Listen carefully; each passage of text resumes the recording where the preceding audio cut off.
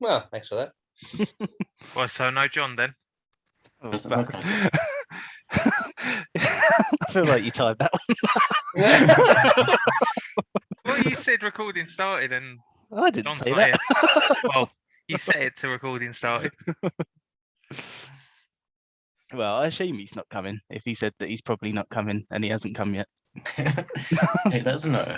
Yeah. Oh, has he actually said it? Well, I think. What That's did I imagine? okay. Well, we said that an hour ago. He said, "Oh, I'm feeling ill. I'm not going to make it." Yeah. You made me doubt Emmanuel said myself. the then. same thing, so I can see why it'd be confusing. It's probably because I keep bringing up Love Exposure. Possibly. But carry on. It's funny.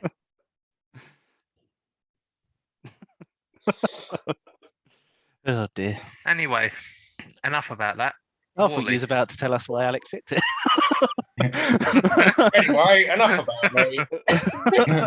Enough about me. A little bit more about me. I don't know what that's reference. Oh, neither do I, but I found it funny. It's just a patism, isn't it? Ah, okay. A Pat original. It's good because I won't dig any further than that. I'll just be like, hey, no, that's pretty Excuse me. easy. I picked Wall-E on a cold November night. In Stoke. Yeah. Wall-E, I kind of sorry, no one asked, but I picked this film. Because like when it came out, I was still in secondary school, and I distinctly remember going like, because I think there was like this sort of attitude at the time that Pixar movies were always like funny, or like they're all like outright comedies and stuff. And I didn't go and like see it or anything, but I was like, oh, is Wall-E? Like people had seen it. I was like, oh, is Wall-E funny? And they would go like, no, not really. And I'd be like, oh, okay, well, I guess I'll skip it then. But yeah, and then Eb showed me it like a couple of years ago, possibly even 1 year ago. But I came to realize that they were quite wrong. And it is, not only is it funny, it's also like quite sweet, and it's very clever. And especially when you consider what we've been talking about in the chat just lately about sort of Ridley Scott and cinema goers kind of just wanting like easy stuff rather than, I don't want to misattribute what Ridley Scott said. What he actually said was those darn cellular phones. But just the sentiment of you don't go to a cinema to be challenged anymore. You go to a cinema to see flashing lights and stuff. And yeah, I think Wall-E kind of does like a really good sort of job of kind of predicting what that would look like that mindset of just sort of surviving rather than living. And yeah, I think that's possibly a good segue. I understand that Humphrey was disappointed that I picked this. Well, I said you looked disappointed. Yeah, you looked disappointed and you said that you were going to pick it one day. Yeah, what's that about? I would have picked it, but some other person picked it, didn't he? I I felt know how it all the feels. disappointment I mean- just flooded back to you there, Dan. And did pick 2 films from my pick list, so you know. Your pick list has got everyone's film in it. Not true. Rob Rob's got Bland. loads of films in his pick list that I would never dream of picking. And that's not a slight against Rob. I just haven't heard the films. And there's some musicals in there too. You know, Oh, Pat's been replaced by Kent Brockman. Who's that? It You wasn't don't the know who Kent Brockman is? No. Oh, you need to watch more Simpsons, man. Oh, I do now. I'm going to go there and say, oh, it's a BBC news anchor. News wanker. No, he's Troy McClure. Anyway, I was hoping that would segue further into the film, but we've just sort of Digress. hopped by I've just legs. destroyed it already. Yeah, thanks for that, Pat. I know you hate it, I don't hate it. I gave it, what, 7.2? well, you gave it the lowest score here, so what the Yeah. fuck's that about? Well, I What, thought John gave it lower. John put it up higher. Oh, Did you? No, he didn't. I thought No, John he gave it didn't. Oh, you mean on Oh, in right. this call? Oh, okay, fair enough. lower. Who's put NAs in John's car? That was me. It was a bit- thought that It's was most you, Rob. I applicable. thought that was really passive aggressive. Like he grayed them all out, and then he's gone. Nah, fuck him again. Not applicable. Oh man, Well, if he Prove didn't me know wrong, before, he knows now. his scores are not applicable. I feel sorry for you, Alec. You didn't get a Hall of Fame. What? Fuck you. But What? that's, you know who's to blame for that? I feel sorry for you, Patrick. You've only got one Hall of Fame. Ooh. Don't bother me. It used to. I remember It the used days. to. Remember It the used days to. where you just wanted one. And I'm happy you're with like, that one. I've only got one. Cool. This is bollock. Oh man. So Wally. Anyway, It's What a good, innit? Wally. It's good. it's good. Good I night, really- everybody. I really loved the first half of it. Like nothing against the second half of it, but the first half was just brilliant. Like you know the bit where Eve doesn't have any power and Wally's just kind of hanging out with her and trying to fix her. So actually, I'll go back to before that. So when John was watching it, he was saying like, "Oh, this is really boring. There's not a lot to it," and that kind of thing. And I was kind of going, "Well, if it's just kind of like two robots who can't speak, I can see how that might be quite boring." But then when I was watching it, we got to that bit, and Rachel went, "Oh, you're a bit of a Wally," and I thought, well, for somebody to say that with like no dialogue, that's a really cool thing to achieve. I love that he thinks this is boring. Like I've never seen like two lenses have so much character behind it. Yeah. I think they do such a good job of making you sort of endeared to this little machine. Sorry, Pat. Mm. See, I felt like in the second half it sort of went off the rails a little bit. I sort of it seemed like it was trying to be something else after the way the first half was. Like the first half is, if it had continued as it was in the first half, it would have been a masterpiece. Like if I could rate it in halves, the first half would have got straight tens. Oh, really? Yeah. I just didn't take to the second half. I know they were referencing 2001 as well, but That reminds me, Rob, you'll like this. The little cockroach is called Hal. Oh, really? Sorry, I Pat. do like that.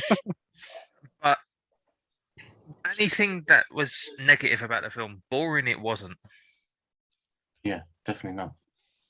Yeah, I can see why it would come across boring, to be honest, even now. But I think that's part of why I was so endeared by it, just because there was so long without any dialogue, and I was just kind of like, especially for Pixar to do that, to like basically make half of a silent film. I thought that was really cool. I just find it also effective. Like you've got kind of the, like even just like the look. I don't know. You just kind of see it's like day by day, and obviously you've just said like Rachel sees you in him, but I don't know if it's like every girlfriend sees Gay. their boyfriend in Wally. But it was Roberts, what are you doing in Wally? You left Yeah, his, that's you it. left his flat on the How dare you desecrate this beautiful film? But he was just packing shit up and putting it in cubes and putting it down, and I was like, that's what I do. Like that's what I do for a job. That's my existence right now. And I was just like, yeah. it's just kind of all this little stuff because like I can see what you're saying about if it was like that the whole way through, but like I do think you can't stay on Earth past the Yeah. point when they did. You Yeah. kind of have got to address where everybody is and all that. And I can see why that's a little bit. I can see kind of like you kind of set up this atmosphere in the first half and then you go kind of completely different in the second half. Like it's a little bit, there's like a disconnect there, I guess. I liked that they went into space and like you saw Wally on the ship and even you know the little one that's kind of like scanning them and cleaning them, like that little scene was really nice as well, where they kept trying to clean Wally, and yeah, I really like that bit. That robot reminded me of Dio. Dio? Oh, Dio. Yes, you've I already thought you forgotten who Dio is. I thought you meant Dio from Black Sabbath. I was like, what?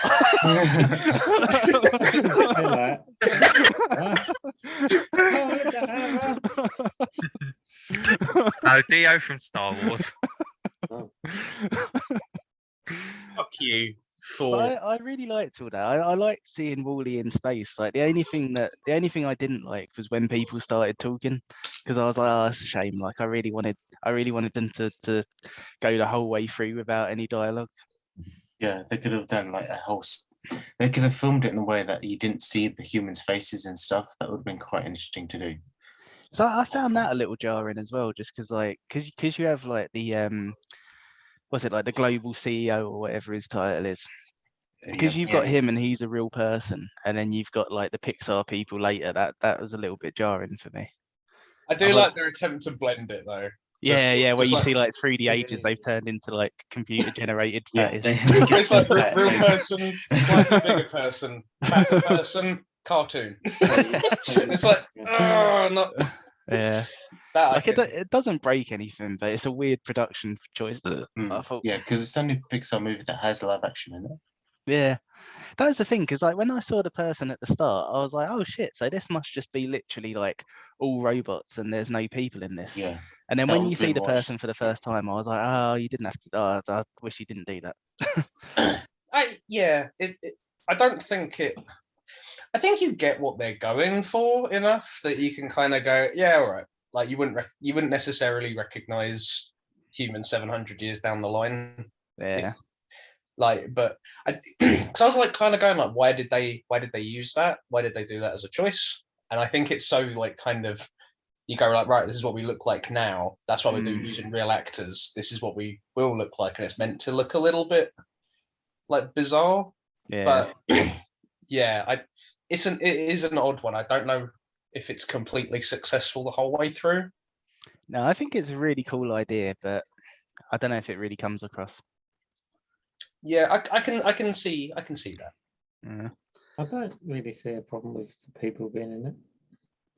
I don't have a problem with people being in it, but it's just like, yeah, it's what I said. Like it's sort of starting off with the real people and then having cartoon people later. Yeah, I don't know. I think it's just I don't know. It's weird. I think it kind of just it works because it's Pixar, so they need to have animated people. But they didn't need to have real people. I'd say it's more of a bizarre choice having real people in it.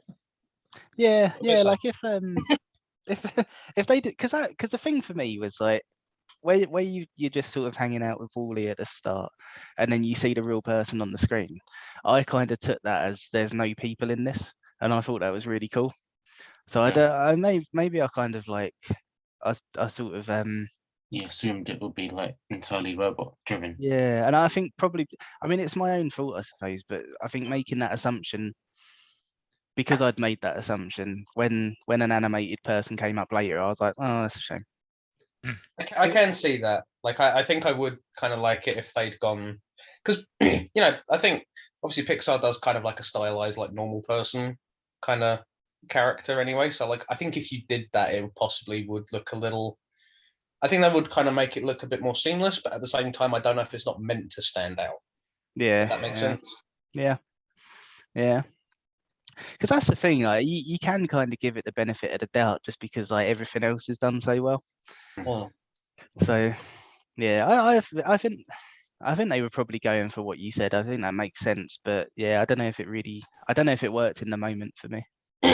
Yeah, like how, yeah, possibly because like I was actually sad enough to look through like when they got the captains, and I was like, hang on a minute, how old are we? How old are we dealing with here? And it's like the humans are actually kind of reaching about like 130 years old, 140 years old. So I was like, it's weird there's so few of them over 700 years. So I was like, I don't know if you could have possibly, I don't know, cut that down like a little bit, like that little, like, because it's fair, like 100 years ago, we weren't living past like 50, 60. Like even the oldest people. So like it makes sense that the age would go up. Yeah. But like possibly have more captains so you could do like more of a gradual change. Really small, but like maybe it was like the time of like the panning shot. I didn't have enough time to put more faces on the board. No, I don't know about that. I think if you, I don't know. I think if you just kind of like made the life expectancy kind of a bit less. Yeah, a little bit less, and then you could have more faces there, and you have more room to sort of fuck about. Yeah. But it's not. it's not a big problem. I can see why it bothers people. Sorry, Humphrey, I talk early. No. I was gonna say, so you reckon this is not a kids' film? It's I not, wouldn't call it a kids' film. because I would No. have thought if it was a kids' film as such, if you had put it as that, I would have thought they wouldn't even really notice that kind of change. It's only because we're adults and we go, oh look, that's like they show it, but they don't really kind of show it properly. But you notice it because Yeah, it's a you're background gonna know. addition. Those kids are gonna watch it and go, oh wow, it's a robot. And then it kind of goes on, and it's like this adventure, and he kind of finds his love. But it's kind of, most kids won't notice kind of them subtle details. Oh, yeah, no, of Like course. like the fact that he's got the Mac start. Like most kids wouldn't even notice that is a thing. He's got a Mac start. Mac. So the sound, the boom, Oh, that's a Right. the Mac. Like if I was to turn on my one, you'd have the sound. I won't do it, but I was See thinking that of doing it, and I was just like, oh, come on. because see, I like that you brought up Macs, because I don't believe Apple would have designed Wally. Wally looks like a Microsoft to me. Yeah, you can imagine that Apple would have designed Eve. Eve is the Apple Yeah. product, Wally is more, which is interesting, isn't it? Yeah, that's quite a sentence. Eve is the apple. Oh God, you're talking religion. Well, you know, But I think the reason why they probably put humans in it is because it's a social commentary on like Oh, for definite. And I think you need the humans there to go like, this is what's happened to humanity. They've become lazy, kind of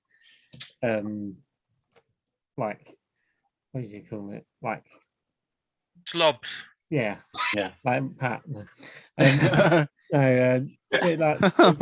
don't really do anything. They just, like, the next thing comes out, they change like their uniform to a different color, and it's kind of, They're sheep. yeah, they kind of show the kind of like the commodity culture. That's the one. My brain finally kicked into gear. But, they are lazy, and what's the word I'm looking for? Slobs? No, it's commodity culture. Yes. But no, like the fact that they kind of need that to show you like the world's fucked, so they've left it, and then they need to go. But the whole thing is about going back. But the bloke's like, no, let's not do that because we've ruined it. But yeah, you kind of need that kind of redemption arc of the people actually going, we need to sort this out. We need to get up and make our first steps. Like the fact that when he's like, we didn't know we had a pool, and it's like this big giant fucking stance of water, and they just don't notice it because they've just got screens in their face all the time. Well, that happens a couple of times. Like people say something's on the ship, and they go, "We have something on the ship," and it's like, yeah, that I don't know. I feel like that's something that possibly like John would pick up, but it's like, yeah, I mean, I don't know. I've gone like I've lived in Gillingham for like a couple of years now. I don't know everything that's like around here, like to a minute detail. If you told me there was a pool over there, I'd be like, oh fuck, really? And it's because I'm not interested, and I've got no impetus to go and find out. I think what they're trying to say with this film is the people literally are born. They kind of just do the same thing where they just exist as this kind of like fast food kind of. They don't really have. Well, they do have jobs as such, but they just don't really do anything other than sit in a chair, float around, and then They die. consume. They're consumers, and that's it. Yeah. And it's, yeah, I think like the main arc of the film is it's going against like capitalist kind of like buy and sell culture of, which is quite ballsy for Pixar to do, like basically making the world a big like corporation, and they ruin the whole world. It's like, that's pretty ballsy for. I must admit, there was like, because you've got like a global CEO and like, what's the name of the corporation in it? Like Buy and Large or something. Yeah. Because you've got like all of this like anti-capitalism stuff, there was part of me that was going, you've got a nerve, Disney. But you Yeah, can't really true. blame the filmmakers for that, can you? But it's A more lot Pixar. of sorry. I'd say it's more Pixar than Disney, because Pixar makes the ideas and they make the film, where Disney just goes, here's 200 million to make a film. That's the thing. They know Disnoids are. I mean, you say children aren't going to get it. I think a lot of adults are going to watch it and go, "People are fat," Yeah. and this going to just not. I don't know. The whole point of the film's not going to like hit with them at all. But like, it's Something interesting though. So like, because I always do a little bit of research into like what the writers and the directors and whatever are saying about it. So there's obviously loads of interviews where they're asking the director like whether this is supposed to be like a comment on sort of how the environment is and sort of capitalism and all of that kind of thing. And in every single interview, he's like, no, I intended to be completely neutral. And I think that's interesting for two reasons, because I think like it's partly interesting because I wonder if he couldn't say anything too kind of opinionated because it's tied to Disney. But the other thing that's interesting about it is like, if this is you being neutral about the future of the Earth, then fucking hell are we in trouble? Like, it sounds a little bit like the colours in Hero have no significance. yeah. And it's like, I am trying my best to avoid anyone asking me any questions about this. Yeah. I like my cushy job, so I don't want to lose it. I've got to say though, you would respect the balls on the man who would go like, yeah, it is. Fuck Disney. And Mickey Mouse comes on and punches him in the head.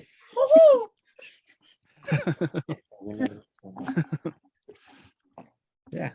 But like talking about the actual look of the film, it's really, really fucking good. Like they did so well. Bloody hell. Sounded like a fish tank. Add pizza. I didn't know you were putting in the bath though. I didn't even Really pick that listen to up what? as like a human body noise. But yeah, like the actual look of the film is so great. Well, I just love every aspect of the. Yeah, I don't Eve looks great, particularly. Like just like the surface of Eve, the way that they've got the shine on there looks brilliant. Model for not scale, but yeah, no, I don't know. This is kind of like, it's one of those things where it's kind of like you look at the old Toy Story, like the first Toy Story, and it's like, whoa, this was so seamless before, and you kind of look at how far we've come, and it's like it's still fucking good by animation, but it's just not up to. Do you know what? It's 20 years old. Like, it still blows me away, to be honest, because I was talking to Rachel's family about this a little while ago, because her niece has like started watching Pixar films, and she went through like a little phase of really loving Toy Story.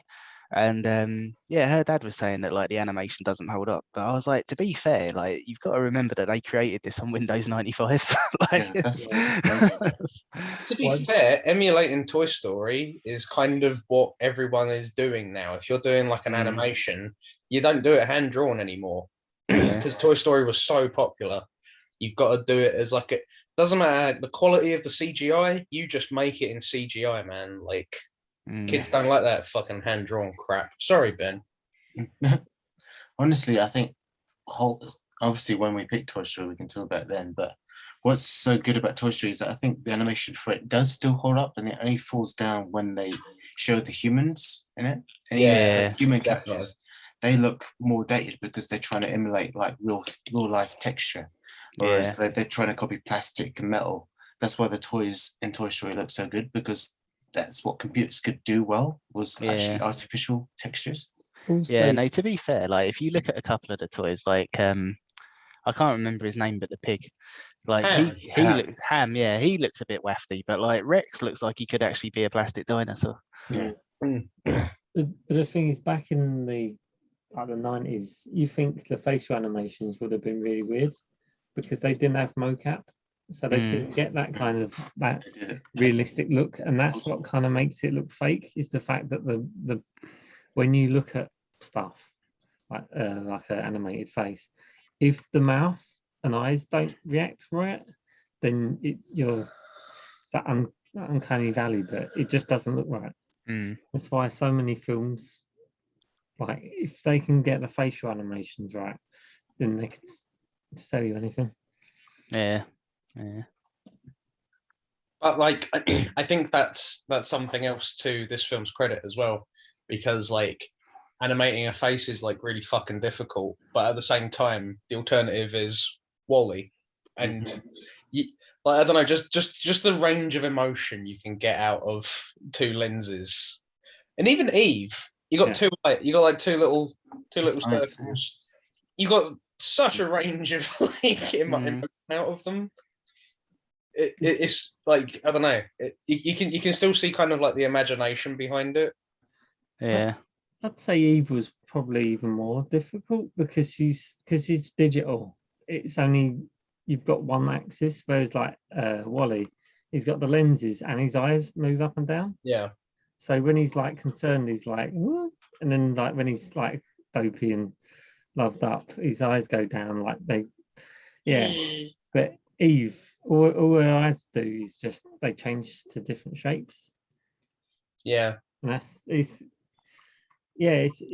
really like really well done in the fact of they've sold these characters like so well, and they're just Considering also most of their lines are each other's names, like I don't know, like they just get so much sort of I don't know, they just pack all this emotion into it, and like you get like I don't know, I'm not expecting like kind of like the range of like like emotion out of these two little dots, but we're doing it somehow. I think it's all in little shit as well, like when Wall-E thinks he's like run over the cockroach, and he's like, ah! And he's like looking up at it, and he's going like, oh my god, and he like, brings back up, and it's like, oh, I like Wall-E. He's a little cutie. I think that's. Sorry, Dan. It happens 3 times in the film. Like he runs him over. I think he gets hit by something, and then he gets back up, and then I think Eve does it. He tries shoots him. Someone like he gets proper squished. Proper squished. I think that's the thing they like with this, like just what you saying about how much emotion you get out of like pretty much nothing. I think like that's the big strength of this film is that like because one of the things that they do really well is short films.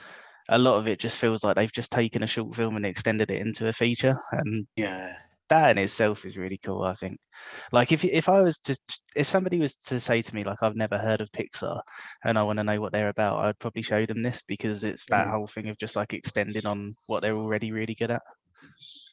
It's the thing. It's like I don't know. It's really easy to sort of like fill up a frame with like so much shit, but when your setting is literally just we're in a desert and we've got a little robot and he's just putting blocks on each other.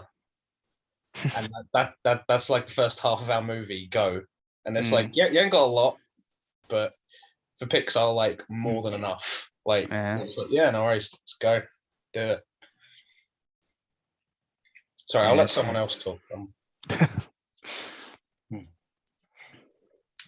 What I'll say actually, I don't know if Rob knew this. He might have actually known if he read that Wall-E was first voiced by Ben Burt, who did all the voices and sound effects of R2-D2 and all the droids in Star Wars. Oh, I didn't know that. And he was like, after Star Wars Revenge of the Sith, he was like, oh, I'm retiring from Star Wars. I'm not going to do any more robot voices ever again. But then he read the script for Wall-E and was like, okay, I'm going to do this. And that's how Pixar got him involved, because they knew that only one person could do Wall-E's voice, and it was the guy who did R2-D2. So he got him to do all of Wall-E's sound effects. I think some of Eve and all the other robots as well. That's really cool. I did not know that. Very good. That's another thing that Pixar are really good at, though, isn't it? It's just sort of packing like. I mean, to be fair, a lot of the time they're referencing themselves, but it's just packing loads of references into their films as well. It's great. Pat, what you got? Maltesers. I knew you were going to say Maltesers. My brain went, he's got Maltesers, but don't say it yet. And then you said, Got to get his sponsorship, Dylan. Got Coke as well. Oh, it's like getting a buying large. I've got a hot chocolate. I've got a Thai beer. I I have have grape Italian Fanta beer. sugar-free. Oh, Sugar-free I'd like to Fanta. try Great. grape Fanta. Oh, it's It's the good. best. It's good. There's a She was in Eternals, wasn't she? Grape Fanta. Grape Fanta. Spoilers. there's a takeaway near me that Pat's had that does grape soda, and it's the best Oh, thing. it's fucking amazing. It's lovely. Grape soda. Yeah, it's really good. We interrupt this call about Wally to talk about some consumerism. So Oh, the irony. The here's some irony. products. It's just we're in a web here. You can't get out. Talking about the consumerism stuff, I think the thing with Pixar is they do a really good job of making like really like important issues attainable to children. And Yeah, that's how I feel definitely. about it being a children's film. It's like you think with what's it called? With Gives keywords. your film, Rob, I can't remember. So So Soul. Like the issue of death and our it left a real lasting impression on him. He forgot it. yeah, it did. A bit tired. to be fair, you have brought it up 3 times this round. It's such a great film, but you think like the whole thing with like existence and what it's like with kids now. They grow up too fast, and instead of having a childhood where they just play as kids, where they're becoming there's more issues that they become aware of, and like life and death is one of the quite a big one. But they do such a good job of making it attainable and like understandable for children. So like with Wally, like as it's quite a current thing now of like environmental damage and like waste. Even though this film was I don't know how many years ago. Was it 2008 it come out? 2008. Yeah. So you think like now it's become an even bigger issue, and if you got kids to watch it, they'd understand actually we shouldn't be throwing away our rubbish, and this is so yeah, they do a really good job of making tough decisions palatable, which is one of their strong points. Yeah. I think as well, it's not necessarily even like preachy. Like it's not. No, It's not like Fern Gully where they're going like, well, guys, we got to save the rainforest, and it's like, Yeah. like what Wally just sort of lets it sit, and it goes, here's what's happening. We're just hanging around this weird desert environment, like whatever. Mm. And then you get the little infographics, and you're like, oh. it's not just this area that's fucked. The whole world is fucked. It's like, I'm not telling you anything, but here's what's going on. Here's what this is going to look like 700 years down the line. Yeah. But the good, I was going to say the good thing is then they kind of the happy ending is them actually doing something positive to make it better, which is so it's not saying that everything's a disaster and it can't be fixed. It can be fixed by doing little things, which is a great thing for kids because then they go, oh, actually, wait a minute, why don't we plant trees and why don't we plant flowers and do little things to kind of make the environment just that little bit better, even though it might not be as significant as stopping plastics and fossil fuels, it's kind of making kids more aware of that kind of mindset of cutting out that kind of shit and making the world a slightly better place. Yeah. And that's the thing with the ending, because you could be quite cynical about it, and you could go like, oh, they've got this world where sort of nobody wants for anything, like all their needs are taken care of, and like from the look of it, everyone's fairly equal. So why would they come back to Earth to work? But I think what the film does really well is that scene where I think like they get told that like a new color of clothing's available or something, and then they all like instantly change to Try it. blue. It's the new Yeah, and then it's like literally without thinking, it's just like bang, bang, bang, bang. Like they've all changed their clothes, and yeah, I really like that scene because it's like yeah, like you've got everything that you need and everything, but the corporation has controlled you to the point that you've just lost your critical thinking skills. And like the problem isn't so much that you're lazy, it's just that you don't know how to think anymore. So them coming back to earth and like learning how to think, I think is like a really nice way to end, because you get that, like, it's like you said, really, you sort of end on that hopeful note of like, if you think about this and you sort of work out what to do, then this is salvageable, kind of. I think also it's something you want to do, is to work to get the planet back up, not making it a chore, not like, you know, thinking of it as labor. You know, I think it is like, oh hey, this is fun, we're gonna make some pizza plants, and it's like, hey, and you just kind of. And that's another thing, really, because like I mean, sort of in the world that we live in now, and I think that the film does quite, whether it meant to or not, I think the film does a really good job of sort of saying this without saying it. But the world we live in now, I mean, like realistically, none of us want to work. But the reason that none of us want to work is because all we're doing is spending all our time making money for someone else. Whereas if we're sort of doing something for ourselves, like the work isn't the bad thing, the corporation is. So I really like that as well.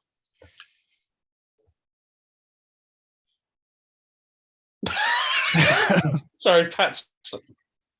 Yeah, I guess if you think that way, yeah. Why don't you like this film, Pat? Huh? I said, why don't you like this film, Pat? It's I did like good. it. Yeah, not enough. Like it all now. I'll say that for every film that you shit on them. And you actually shit on them. Basically, what you had to do was just tell Pat that the runtime was like 50 minutes. I would have already known. I was like the idea that it gets to 50 minutes in and you're like, well, I suppose it's over. Better turn this off. It says on the poster, so I might believe it. I'm not the one that refuses to watch films because of a runtime.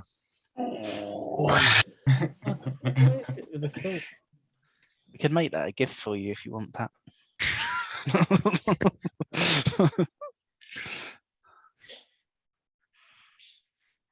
But yeah, no, yeah, I'm just gonna say noises until someone takes the ball off me.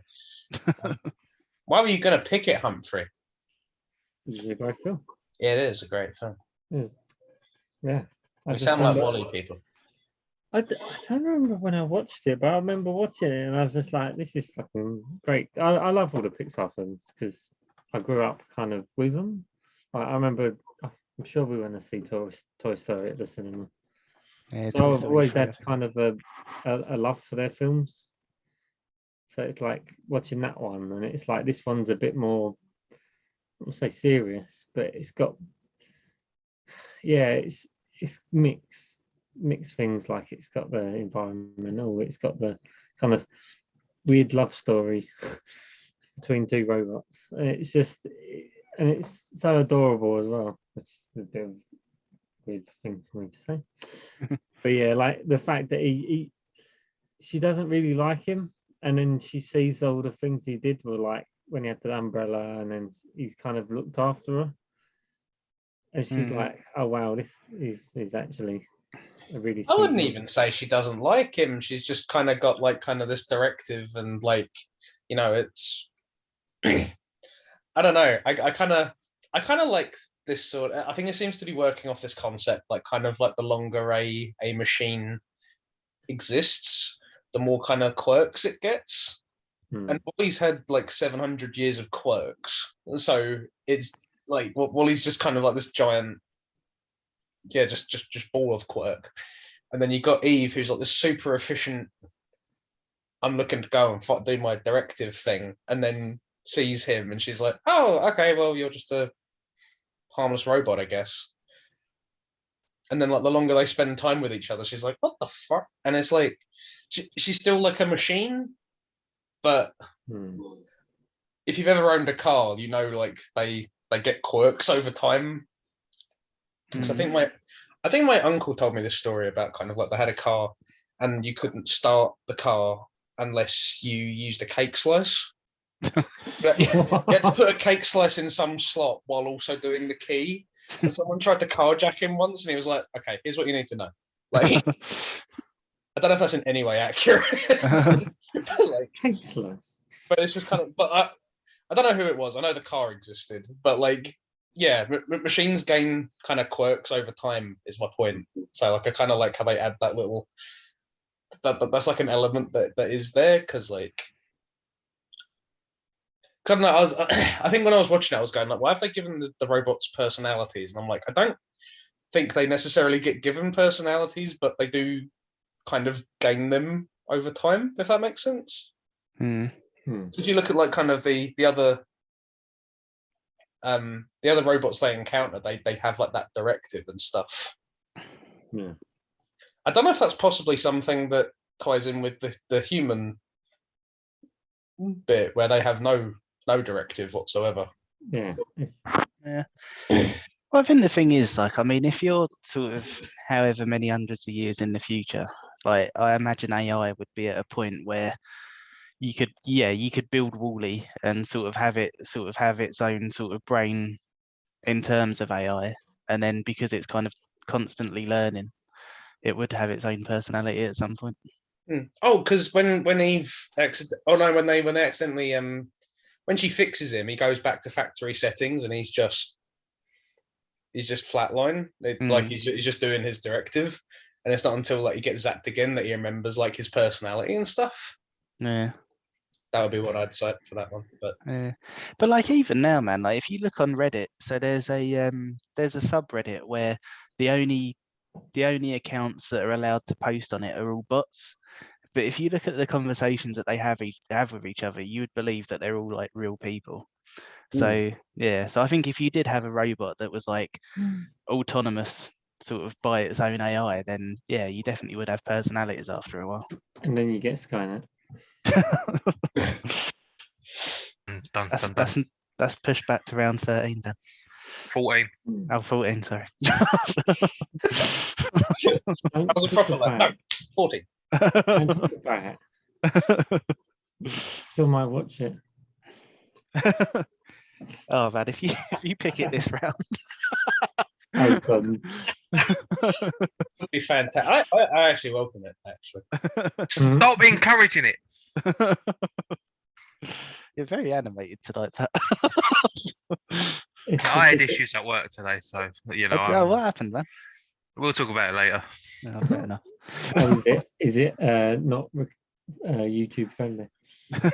Maybe not. Oh dear. Subscribe to find out more. I like the idea of setting up a Patreon just to find out what happened at work. I'm so angry. It's gonna be stupid, like someone ate his lunch. Burrito. I forgot Cora was there, and then she did like that thing, and I was like, no, stop it! I hate it. No. Oh, horror film. Such a pretty laugh, I say. Sorry, really pretty.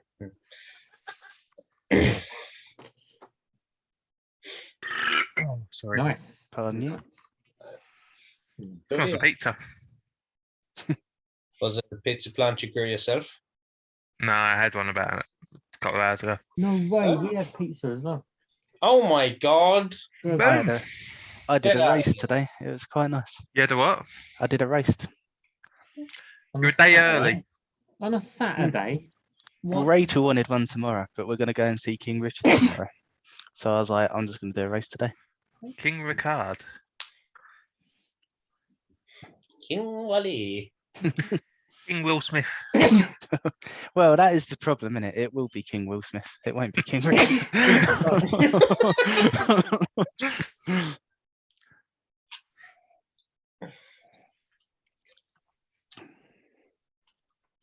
I feel bad that this pick's only gonna account for like an hour. Oh no, hour 12. The problem is that Well, I mean, the most controversial scores were Pat, and Pat still likes it. There's no tension this week. I really, I'm waiting for like a spicy John take. Like, To be fair, he did send me some notes. oh, do it. Let's go through. I it. mean, he Oh, has to okay. turn up for spicy He John actually- takes. Whoa, shit! Shit, Let's have a look. Pat's on- That's- I think he's gone through the whole round. No. Yeah, Yeah. basically the whole round of that turning up.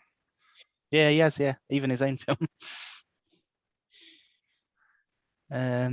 We sort of shouted him down, and then Humphrey delivered the killing blow, which was it's a film for stupid people. And then he Well- couldn't get up from that, How do I- and he's been gone for 7 weeks since. I don't think I'm helping either with the sly little jabs every. You Well, they're are not even absolutely- sly anymore. You You don't are think you're absolutely helping, not Pat? helping, and I don't think they are sly. What gives you the impression you're not helping, Pat? Explain.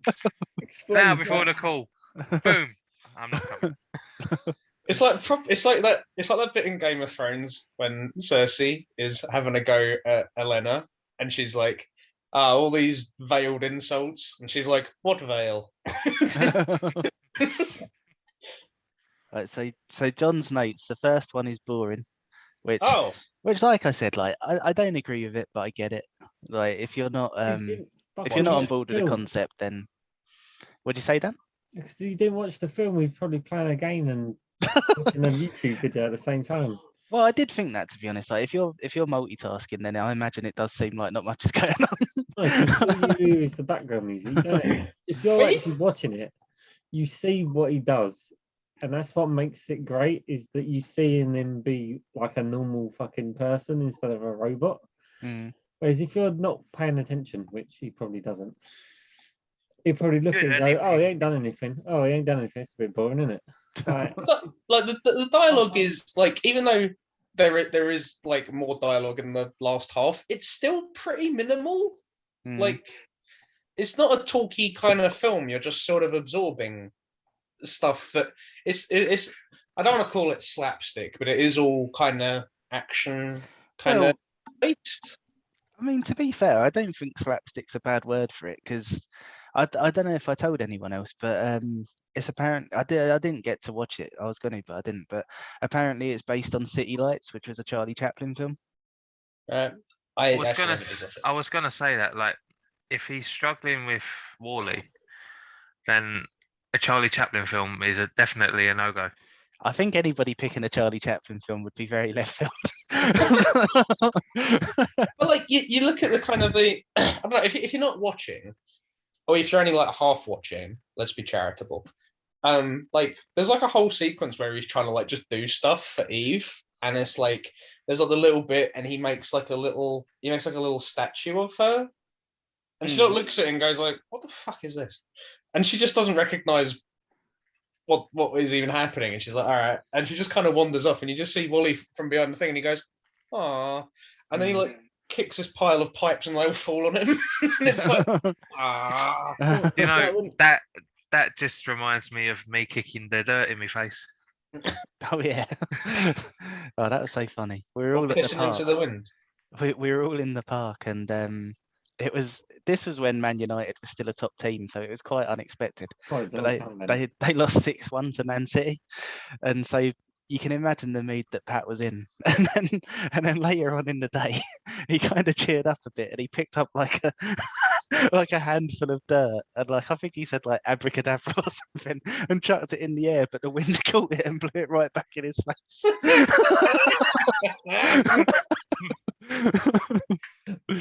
Just Wonderful. Pat things. Just- That's the thing. Like, there's so much. Sorry, there's so much kind of like emotion, like just like little beats there. I want to stay away from saying emotion too much, but like just the whole. I've made this shitty little statue of you, and she's like, "What the fuck is this?" Like whatever, and then he just does like this really sad little noise, and he goes, "Aw," and I was like, "Oh, you poor little bastard." And then he like goes like fucking thing. He just kicks the pipe, and then it all falls on him. And it's like, if you're not necessarily, if you're only like kind of half watching it, I imagine you just go, "Oh, some pipes fell on him," I guess. Hmm, But it's like you went on a little journey in that scene there. Like, yeah. Even the bit when he gets electrocuted, Yeah. The lightning. He's got the umbrella up, but it electrocutes him, and he's like, "I got another one," and it happens again. It's just so So great. he's just putting little Christmas lights around her to keep her warm. That's all he knows what to do with. And he's like, you know, and it like I said, because it's like it's shot like a silent movie, so it's all just like in little actiony kind of cutaways. So yeah, I imagine if you're not paying full attention to it, it kind of demands you pay full attention to it. Yeah, at least for the first 50 minutes, you need to be pretty on it to know what's going on. I think there's also a certain irony that it could have been I think you could have done this as like a fully silent film, but you probably wouldn't have got people to watch it. So you have to kind of add like a dialogue thing to it. That's the shame, really. I think if it was fully silent, then I did love it anyway, but I would have loved it so much more if it was silent from start to end. Just like partly because it's really brave, and partly just because like I think to be able to do that, and it's like I said earlier, for people to like see themselves in WALL-E and that kind of thing. That's I just think that's really cool that you can do that without any dialogue. For definite. Right, let's do point number 2. I can't read the second one. Why? I don't know. It's too stupid. It's on. Well, the picture's on its side, and I can't make out what 2 of the words say. Can you send it? Well, it looks like it says almost inadvertent with hummus.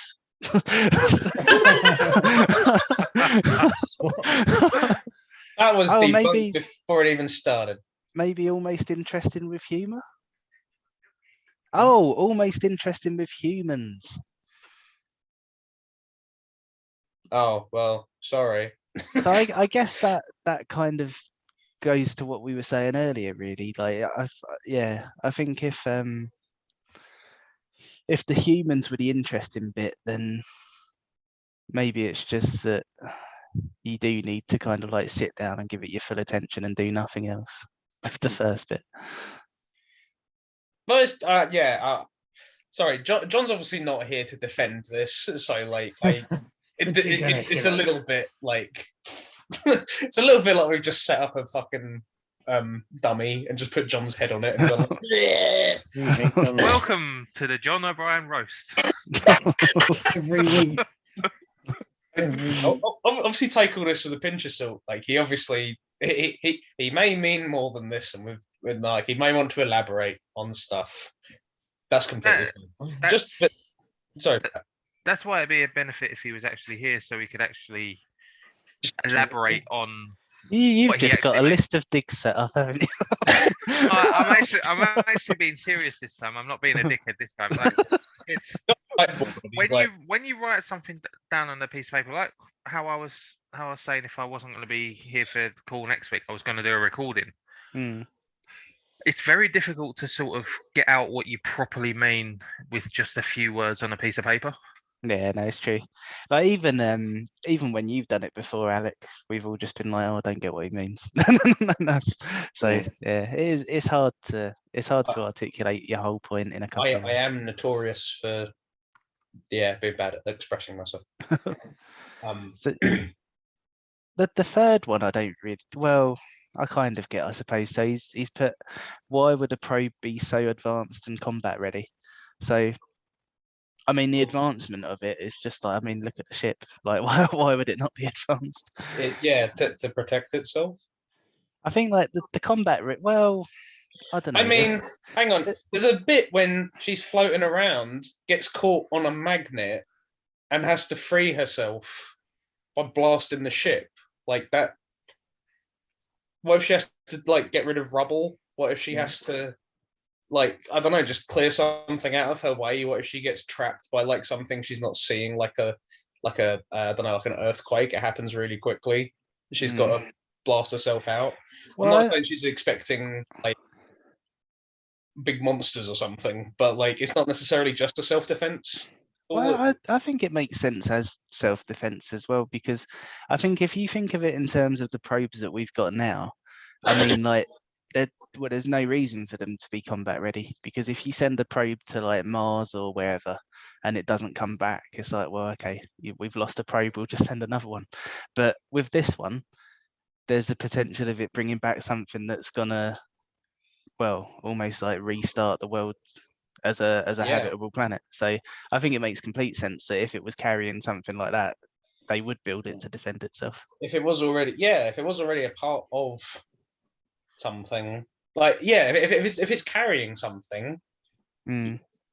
like if it's already a part of the machine and it doesn't cost that much to do it, why wouldn't you? Yeah, and that's the thing, because that's another point as well, because even if you look at now, like people like Elon Musk and Jeff Bezos, like they're sending themselves into space because why not? So if you're a corporation that's got 100 market share of every resource that exists, then why wouldn't you do things like that? Yeah. Also, like you haven't been on Earth for 700 years. You don't know what the fuck. You don't know what's down there. Maybe like, it might be nothing, but it could be something. Yeah. Put a gun on it. If it's nothing, you've wasted very little. Yeah, Put a gun on it. I don't see why it wouldn't be really. I would question it more if it was like, well, I suppose if you're in a world with infinite resources, you can send down as many as you want, but at the same time, I don't see it as a problem. Yeah. No, not at all. Especially if it's an expensive bit of kit, you want it to be able to protect itself. I mean, like I said, if there's just like a natural environmental problem, having a giant fucking cannon that can just blast metal and earth out of your way, do it. That makes sense to me. Well, they show that the main thing is when she gets on Earth, she does exactly what you said. She shoots things to be able to find what she needs or what her mission is. Yeah. She shoots so it makes sense, because instead of having like a hammer or a drill, which would take forever, you just have a really high-powered plasma gun.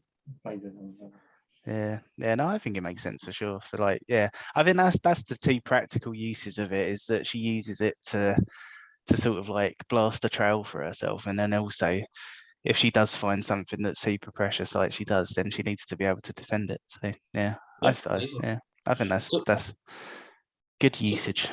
Absolutely.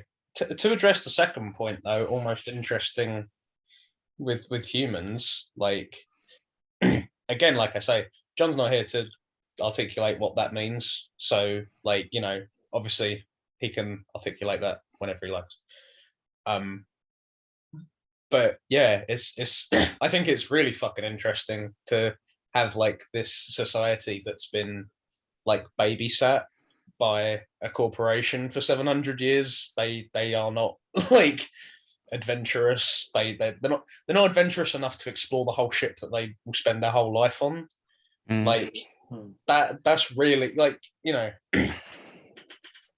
I spend a lot of time in my bedroom because I don't have impetus to go and do anything else. Like there's nothing for me to buy. There's nothing for me to like go and meet people with that. Like I don't have to leave the room a lot other than to go to work. So I spend a lot of time in this room. And it's like, you wouldn't necessarily like if you have like that's what the whole film is saying though. If you've got like this whole little bit of like, if you've got this whole comfort zone, generally people won't leave it. And this is what we were saying about like Marvel films, and this is what we were saying about everything else. You stick in like your little comfortable sphere, and this is like kind of the huge cartoonized like logical endpoint of that. I think that's really fucking interesting, but like equally you could say that's really fucking boring, so I guess we're at impasse again. But that's a bit of an interesting meta thing with the film though, isn't it? Because it's like it's a film that sort of criticizes human behavior and sort of like staying in your kind of like unchallenging little bubble, but it's also a film that for a Pixar film is really challenging. So I quite like that. It's challenging, like, there's a, I'm not saying it's necessarily subtle, but there's a lot of significance to the captain choosing to take the ship off of autopilot. Like that's really, That's really deliberate. Yeah, yeah. So the next point. So I'll preface this by saying that this was the one that I had the biggest reaction to, and I was like, oh, I can't believe you'd say that. Should And we wait for Ben for this one then? Yeah. Okay. Yeah. Yeah. Give me one So, sec. Okay. We'll go Pat's for gonna that. physically wait for Ben. I think it's a good time to do this. Ready. Yeah. John, if you're watching this, statistically, you're probably not. We're not having we're not necessarily having a go, but like you're not here, so Possibly not gonna happen. Pat, have you got an Anthony Davis jersey? Yeah, man. That's cool. yeah, boy. You should get LeBron's 2 numbers as well. I'm intending to, but I'm waiting to do all these unlawful hours. Unlawful out there, they are unlawful actually. I laughed, but you're right.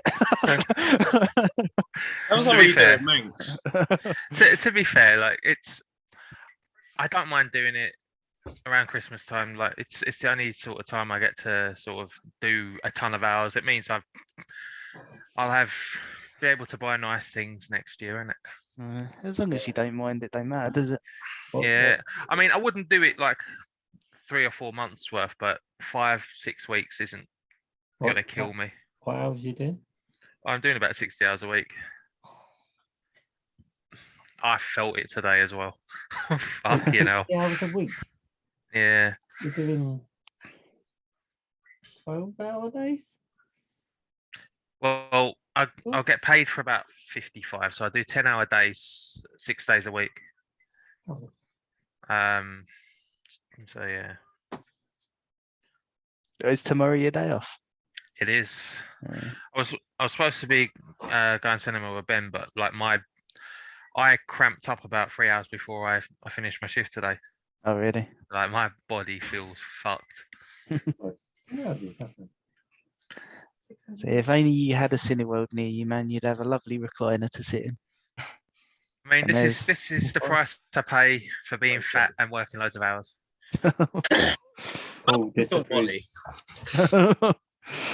Yeah, I like the idea that this is like 10 years after humans have gone back to Earth, and Pat's like, oh, I've done this to myself. This is what I get for being fat and at work all the time. Yeah, it's a film about me, Rick, and Gary. God. What film? Oh dear. Say what? Fucking hell. What film? Oh, Rob, share your fat. Share your fat. Share your fat. You're fat with the world. I want to consume you. Oh dear. Humphrey's dangerously malfatness. So the next note that John made, right? So this is the one that I had the biggest reaction to, and I was like, oh, I can't believe you'd say that, man. And in fairness to him, he did say that this might be because he was grumpy when he watched it. Well, it's always grumpy then. But his next note was that Wall-E comes across as a creepy stalker. He's a fucking robot. Well, it's a robot, and it's like Eve's the What, John? only, Yeah. only thing he's seen in like thousands of years or something stupid, isn't it? Other than I the didn't. cockroach. I didn't find anything creepy Yeah. or stalkerish. I didn't. I found absolutely zero creep factor. It's fucking sweet as fuck. Yeah. Yeah, I didn't see anything like that. He's sending a text message. This isn't like Leon. Yeah, yeah. This is not like Wally. That Leon should be the 2. tagline for this. This isn't Leon. Oh, but He's fucking scared of her. Well, I mean, not unlike most stalkers, but like, you know, Although she's to be got all the fair, power in the relationship there. though, like judging by their aesthetics, Eve probably is a lot younger than Wally. Yeah, but So it's not like I'm not gonna say it. I'm not gonna say it. Oh, what's the next one? Fuck's Why no, has fuck, this become fuck a- you. this was a nice, safe film that hadn't got no cynicism, and now you've put sinister thoughts into it. No, he hasn't. It's not creepy at all. John's insane as usual. So the next one is humans wouldn't be able to stand, let alone fight machines. Humans don't What? fight the machines apart from the captain, and he has fucking trouble doing it. Same as with walking, he has trouble. Like it's seen as a momentous sort of thing that he manages to take 4 steps. Yeah, I But- think the film addresses that. Like, I don't think he just gets up and walks around as normal. Even when they come back to Earth, they're all struggling under their own weight. If they all, I mean, if they were all just fucking just bitching all these robots like left and right, I'd be like, yeah, all right. But they're really not. He has massive trouble. In fact, the biggest difficulty they give him is when the captain's holding on to Auto, and he's like, too heavy for you, and it's like that's his best weapon. Yeah. Just hold on to him, my big ass will pull you down. Like Yeah. he's not doing kung fu. Yeah. Like, Yeah, no, I think that the way that it played out kind of addresses that, because it's like you said, if it was an easy fight, or if they sort of just stood up as if nothing had happened, then fair enough. But yeah, I don't think the film does that. It's a bit like in Train to Busan, where because one of the criticisms that people give it is that, it's that old thing of zombies at the start, they turn really slowly and then they turn really quickly, and it's like, no, it's just that they get bitten in different places, and that's the difference. Yeah. Like Keep the film addresses the criticism. yeah, if you're not watching the film, sure, but if you notice, all the people who turn really quickly have been bitten on the fucking neck. Whereas if you get bit on the toenail, it doesn't really happen. They even address that in things like The Walking Dead. Like, there's people that turn really slowly where they're bitten the leg or the arm, but then someone gets bitten in the neck and they turn like that. Yeah, And people are like, hang on, they're changing. And it's like, no. Work out the difference here. What was a That's different thing that occurred? I mean, because like, sorry, man. I always refer it to like when someone gets stabbed. Like, if someone gets stabbed in the leg or the arm, if they died, it's Stupid. not going to happen straight away. But if you get stabbed in the neck, then you're fucked. It's the same. It's the same sort of process in a zombie film. Anyway, Same with anything. rant over. Yeah, no, that's the thing. Like, I think with those kind of things, people are quite quick to go, "Oh, it's a trope, that's bad," and it's like, no, you just got to work the rule out. Just people using their fucking brains for once. I mean, this is the second time on stream we've now gone like, John's stupid. Ugh. I wasn't even referring to John. I was referring to society. Well, John is society. Exactly. Remember that. Greatest Showman's for stupid people. But no, that's why they do the 2001 music. Like when he stands up and it's like, "Dur, dur, dur, dur," and it's like, it's this fucking momentous occasion. Like, someone's fucking stood up. It's crazy. Yeah. For like just through this giant exertion of willpower, he's managed to fucking walk 4 steps. Like, yeah. Yeah. There. Yeah. So the next one is, I don't really get this one. Innocent robots killed. Okay. Innocent, Were they killed though? innocent robots killed? Which ones? Don't know. Like the ones that are like in the.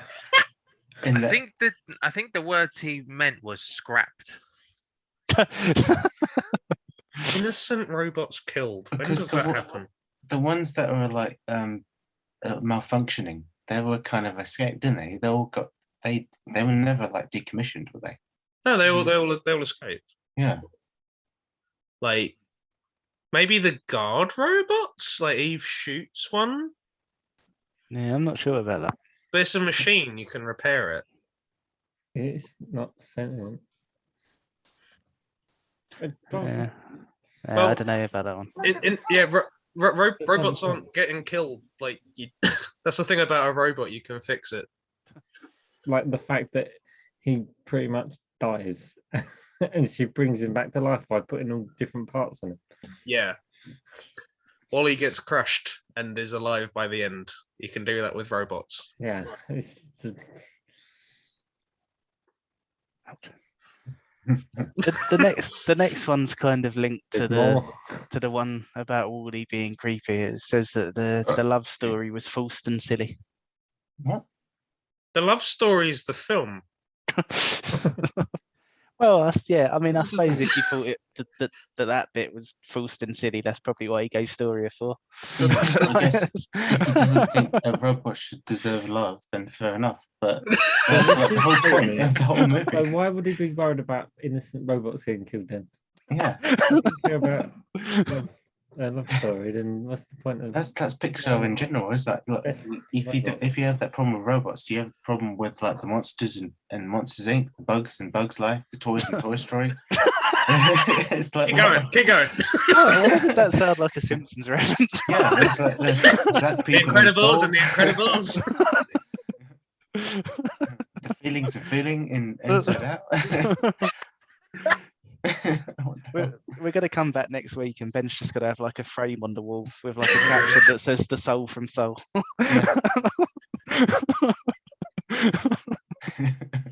Troy McClure.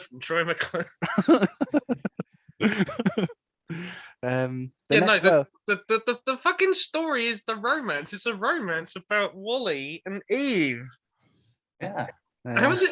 How have you forced the romance into a romance?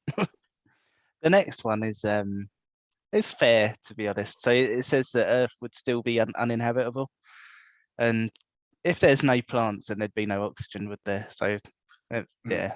I mean, yeah, but at the same time, we've never had a planet be uninhabited for 700 years. You don't know what would. Yeah, but what you could say is they're only in one part of the world, whereas the world is quite big.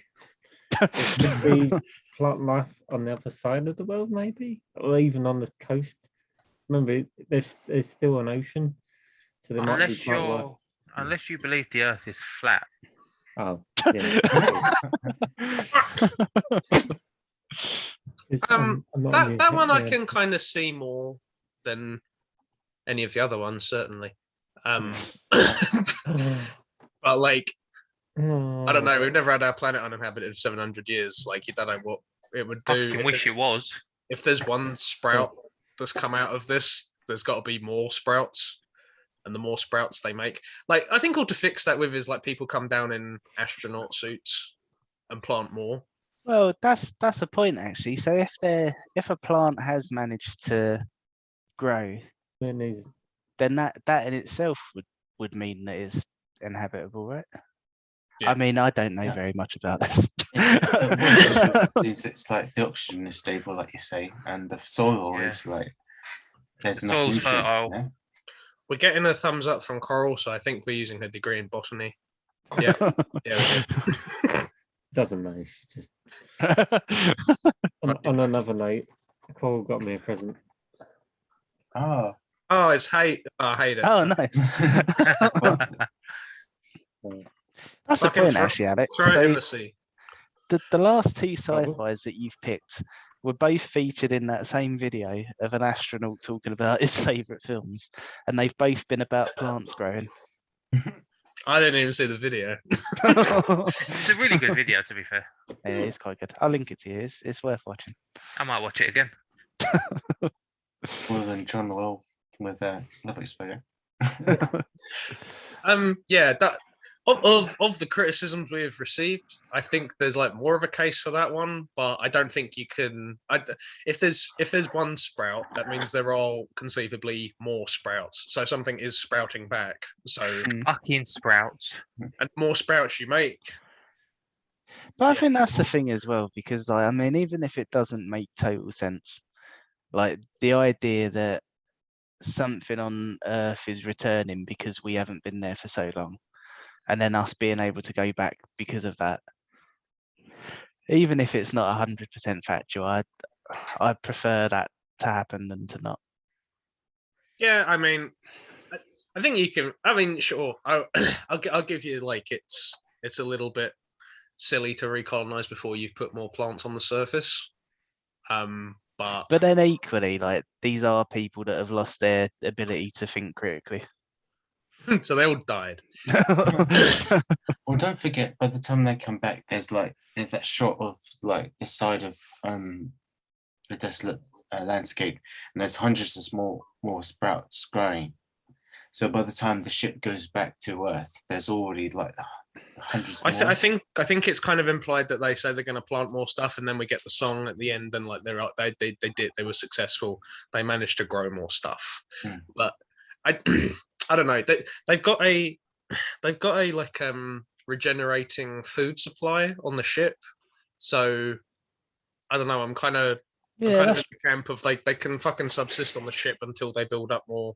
Yeah, that's true actually. Yeah, because if they've got like an unlimited supply of everything that they're ever going to need on the ship, and they're just kind of like transferring that from an artificial environment to the world. Yeah, I think that makes sense. Yeah, I'll give you like it's a little bit wobbly, but like it's not as wobbly as all that. Yeah. See. Oh, so the next one is that he just says that he probably would have liked it if he saw it years ago, but that again might be down to him being grumpy when he saw it, I suppose. And then the last note is just not for me, not my cup of tea.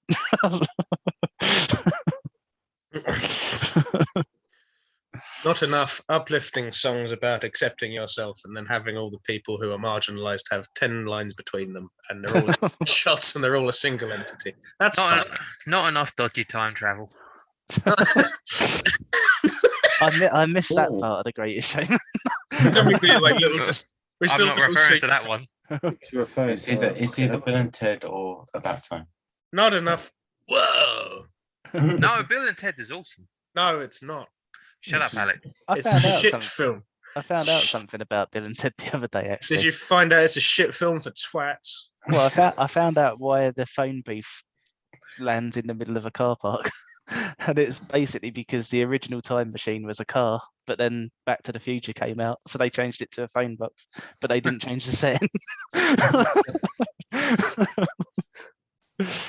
Whoa! Fucking Keanu. You want to do what for Keanu? Hell, Keanu. Did you say kill Keanu? No, hell. Oh. Fail? Hell. Like hell. Oh, hail Keanu. Every time you repeated yourself, it became less clear. Male. Sail. Sail. Tail. Tail. Excuse me. Jesus. Jesus. Thank you for sharing those hot and spicy John takes with us. I feel more complete now. I learnt nothing.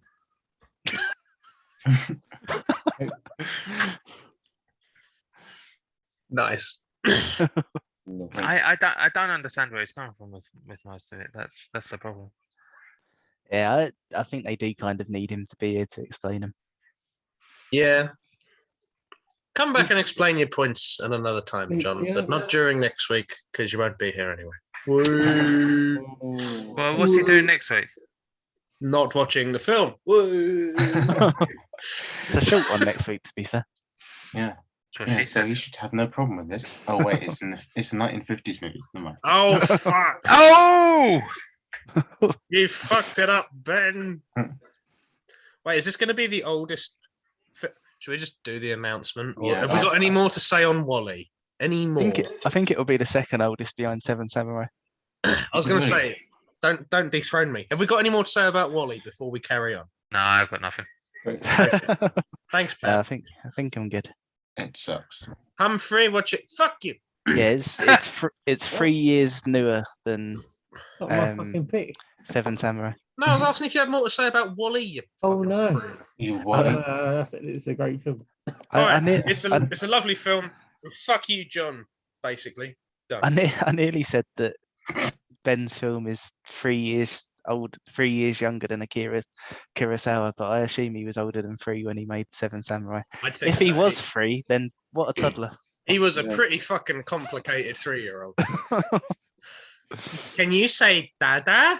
Seven Samurai are about to protect a village from bandits. So I've got this idea about rice out here in the They're just like. Wait, what did you say? What, me? Yeah.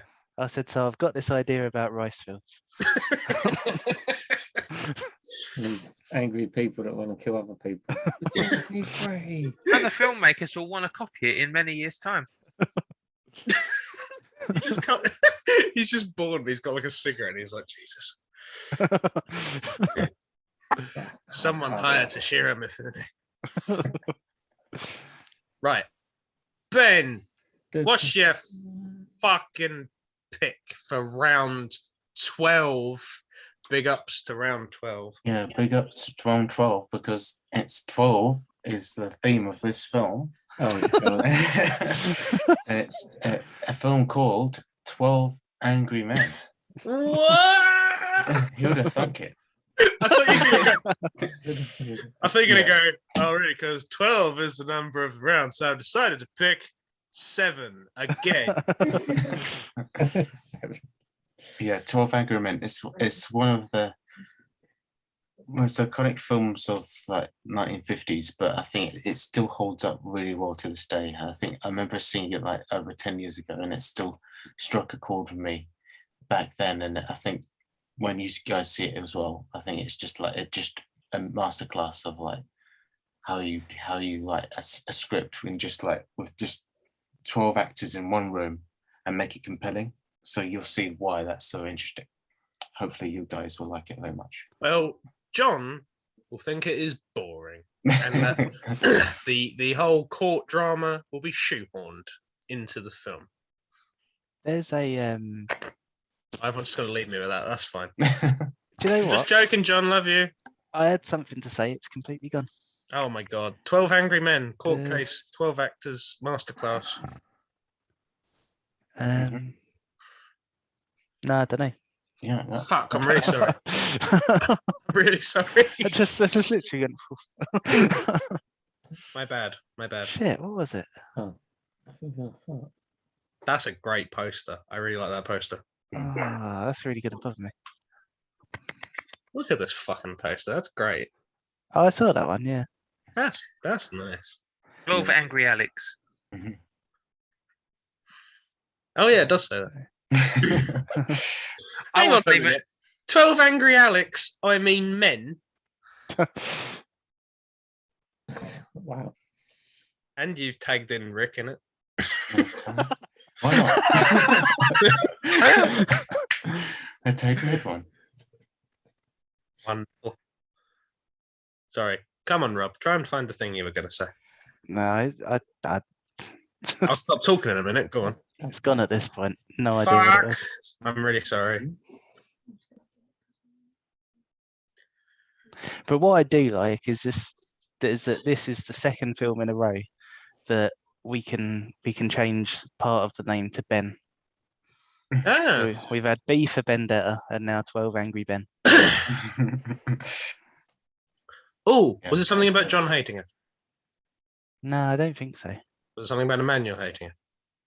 No. Because it's old. Oh, that was it. So It was a male. it was what made me think of it was when you said about it still holding up, Ben. So Yeah. on Letterboxd, there's a list of like the 250 highest rated narrative films, and it's like fourth. Oh, Oh, wow. I will watch this after we're done then. Yeah, I think I would as well. So it's only an hour and a half. So I would, but yeah. I've been up all day, so I don't know if I can. No, not good enough. Do it. That is weak numbers. Week. I'm When are you weak. watching it, Humphrey? What? When are you watching it, Humphrey? At some point. in the Probably in a future. week. probably in a week. When are we doing the chat next week, by the way? Friday. I'd like Cool. Friday, but Pat can't make Friday. Cool. Cool. Friday I can, works for I me. can, I can make Friday, but it'd be very late.